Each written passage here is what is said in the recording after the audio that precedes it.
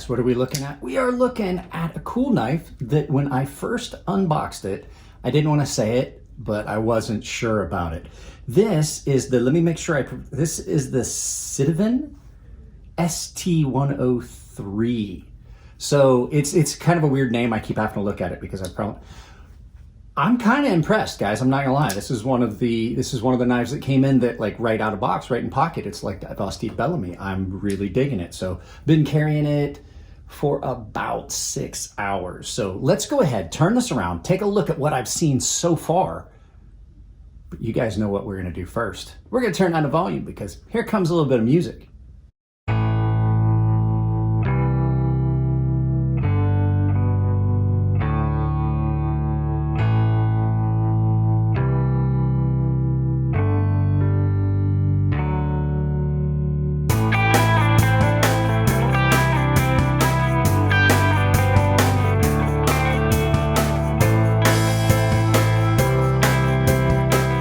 Guys, what are we looking at? Well, this is the Sitivien knives ST103 in D2 steel. Now, I've been carrying this for about 6 hours now.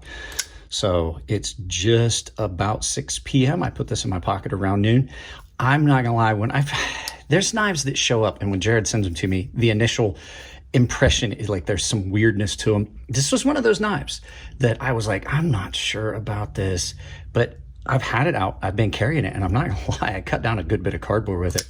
And I'm digging it because I'll tell you what it reminds me of. It's almost like a larger version of the QSP Penguin that I like a lot.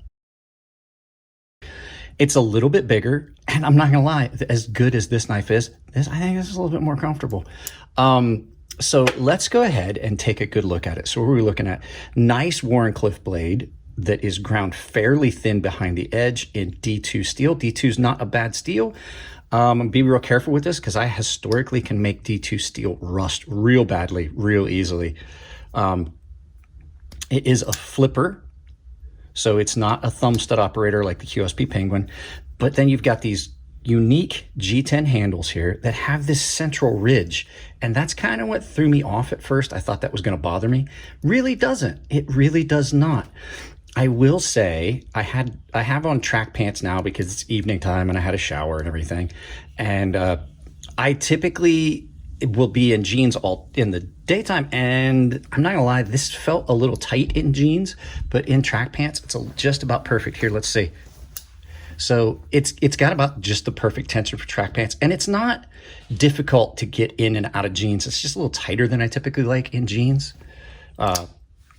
So fairly large Wharncliffe blade on this. Let's look at just first impressions on the mat. You're looking at just about, just a little over 8 inches. There's a little parallax by doing it on this mat, like if you lay it flat. So just about 8 inches, maybe a little over.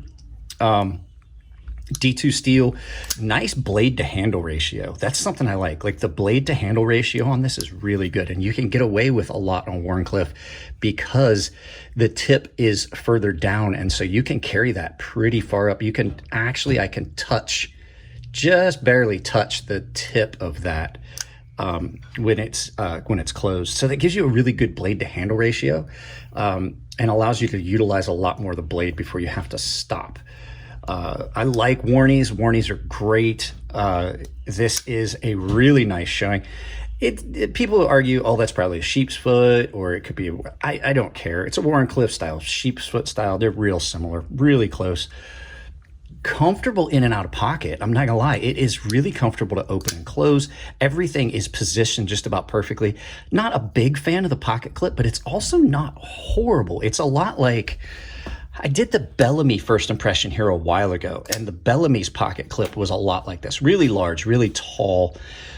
And it kind of just, I'm not a fan of those tall pocket clips, but if they're put in the right position, this is actually pretty comfortable. It's not a hot spot. This, unlike the Bellamy, now, like I said, I did the first impressions on the Bellamy. The Bellamy, after the first impressions and a couple days to carry after, I noticed something that I was missing was the pocket clip material catch. You don't have that issue with this. It's nice and open all the way in, but it is a really tall pocket clip. Not a fan of these really tall pocket clips, but if they're put in the right position, they're pretty good. It does have a lanyard hole. Not such a fan of a lanyard hole, but if you look, if you are a lanyard guy, you don't have to worry about closing your lanyard into the, or closing your knife onto the lanyard because it's enclosed in the backspacer. So for you guys that do like lanyard holes, I'm more of a fan of the lanyard through, like you've got the backspacer, why not just put a pin in it and groove it out? I imagine that costs more. This is a budget knife. I have not looked up the price yet, but I do know that this is a budget knife. And I was kind of leery about this because I had a lot of people that I looked at some stuff and people were reviewing these knives. And there was a handful of people that I saw online that were giving these a bad review. They were calling them garbage. They were cheap. But from what I'm seeing, it's not bad. Centering on this is really, really good. The liners are well polished and cleaned up. You got a lot of fit and finish is really good on it from what I'm seeing. You got some unique features. There's almost like a fuller that goes the length of the blade. It's just the entire top has been cut down and it gives it kind of a unique look. It is a little sharp there though.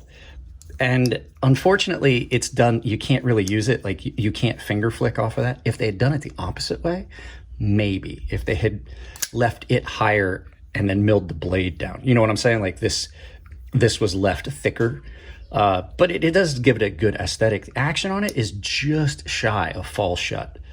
But yeah, the G10 on it is done really well. Good G10 is attractive. Well done G10. Not really any hiccups that I'm seeing in the milling at all. You can see the little transition here where there's a little high spot. You can just barely see that. And then when you get it in hand, there's these little finger choils here that you don't see in a lot of pocket knives and a lot of folding knives. It's done and it gives you like a palm swell. It's done really, really well. You've got pretty good access to the lock bar. Like I said, just shy of drop shut.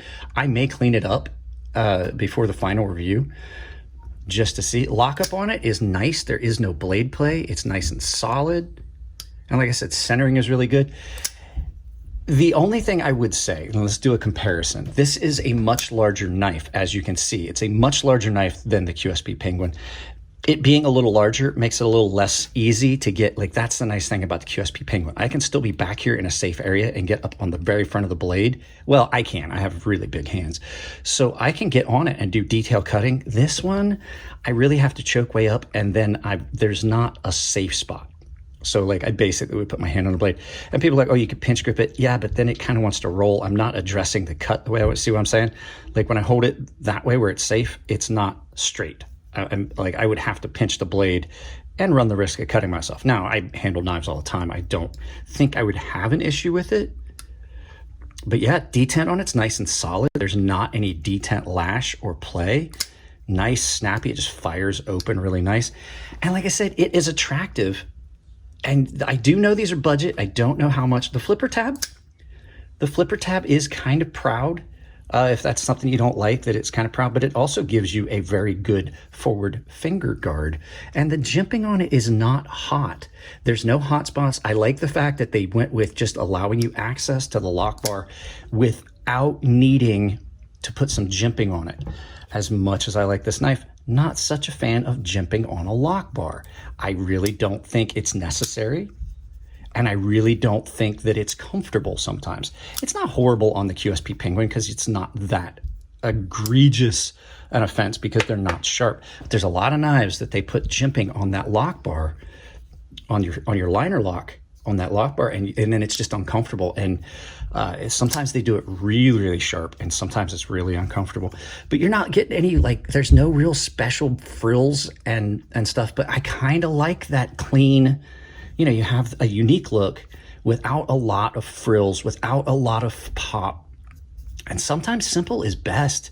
Like I'm digging this a lot, and I did not think I was going to like it as much as I did. I didn't think I was going to hate it, but like I said, knowing the brand and knowing there was some people out there that was saying that it was just cheap garbage and they weren't good knives and they'd had issues with them. Like I said, I haven't had any issues. The only issue I had is I did do some cutting up and I cleaned this up a little bit, and you can see I did have to touch it up on a ceramic rod. So it could be that D2 got a little overheated at the edge because it just felt like it wanted to lose its edge. So we'll probably address that in the final review, because I am going to carry this because I like it. I like this a lot. This and the Bellamy have kind of surprised me with how much I like them. I do know that the Bellamy is just about ready for a full review. This one's just coming out of pocket. I'm going to try and, I have 2 knives I'm trying to just get in pocket so I can do first day in pocket reviews. So yeah, guys, I'm digging it. It's really comfortable in hand. I hope the steel holds up. Like, I would hate to have it be this comfortable and then like the heat treat on a steel isn't good or it's inconsistent. So, all right, guys, let's turn this around and do some final thoughts and send you all about your day. There you go, guys. Real quick, that's the ST103. I'm really digging this. It's one of those ones that out of the box really impressed me. Only issue I'm worried about is I did have to touch the edge up on a ceramic rod a couple times after using it just a little bit, so it may need a resharpening. I'm not sure. Maybe the edge is a little soft. Guys, that's it on this one. If you like the videos, give them a thumbs up. If you don't like them, give them a thumbs down, but tell me why. I can't change the content if you don't tell me what you don't like. If you want to support the channel, it's as simple as like, share, subscribe, hit the bell icon, drop a comment, and if you do hit that bell icon, make sure you've got notifications turned on your device, or you won't get notified of the 2, sometimes 3 things that go up a day. Other ways you can support the channel if you want to do it financially, I have a membership down below. That's the best one for me because YouTube pays me directly your membership fees. It's all tier-based. Pick the tier that gets you what you want out of your subscription. But remember, everyone saves $5 off my sharpening service, and everyone has access to my Gilded server. Other ways you can do it, I have a bunch of affiliate links down below, like Coffee Brown Coffee. They don't do any political pandering. All the money goes directly back into the business and to support YouTubers like me. And Blade HQ, one of my big affiliates that I'm really happy about, because most of the stuff you guys see on the channel can be found there.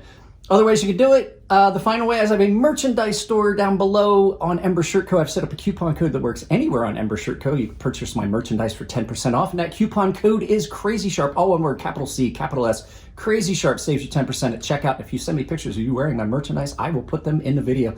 Guys, that's it. I love you all. Keep it clean in the comment section. If it's your birthday, happy birthday, and I will see you next time.